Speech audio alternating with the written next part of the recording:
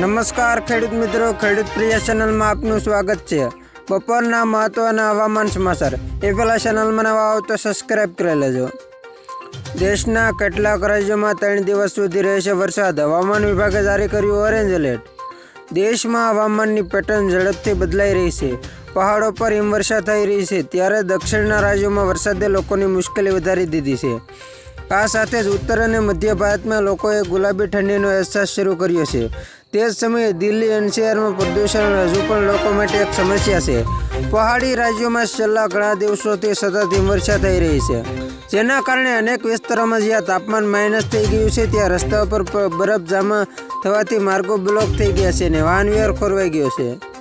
વાસ્તવમાં વેસ્ટર્ન હિમાલય પર વેસ્ટર્ન ડિસ્ટર્બન્સના કારણે જમ્મુ અને કાશ્મીર, લદ્દાખ, ગિલગિટ, બાલ્ટિસ્તાન, હિમાચલ પ્રદેશ અને ઉત્તરાખંડના ઉપરના વિસ્તારોમાં છેલ્લા 5-7 દિવસથી સતત હિમવર્ષા અને વરસાદ થઈ રહ્યો છે।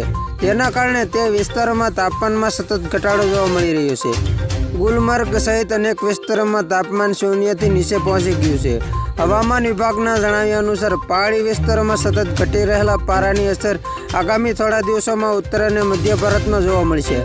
આગામી 2-3 દિવસમાં પંજાબ, હરિયાણા, દિલ્હી, ઉત્તર પ્રદેશ, મધ્યપ્રદેશ, છત્તીસગઢ, રાજસ્થાન, મહારાષ્ટ્ર, ગુજરાત, તેલંગાણા, ઓડિશા સહિત દેશના અનેક રાજ્યોમાં ઠંડીનું જોર વધવાની આશંકા છે। એ દરમિયાન શ્રીલંકાના કિનારે દક્ષિણ પશ્ચિમ બંગાળની ખાડીમાં લો પ્રેશરનું ક્ષેત્ર બનતું જોવા મળે છે। આગામી થોડા કલાકોમાં તે ઉત્તર પશ્ચિમ તરફ તમિલનાડુ, પુડુચેરીના દરિયાકાંઠા તરફ આગળ વધે તેવી સંભાવના છે, જેના કારણે તમિલનાડુ, કેરળ, તટીય આંધ્રપ્રદેશ અને દક્ષિણાંતરીય કર્ણાટકમાં છૂટાછવાયા સ્થળોએ વરસાદની સંભાવના છે।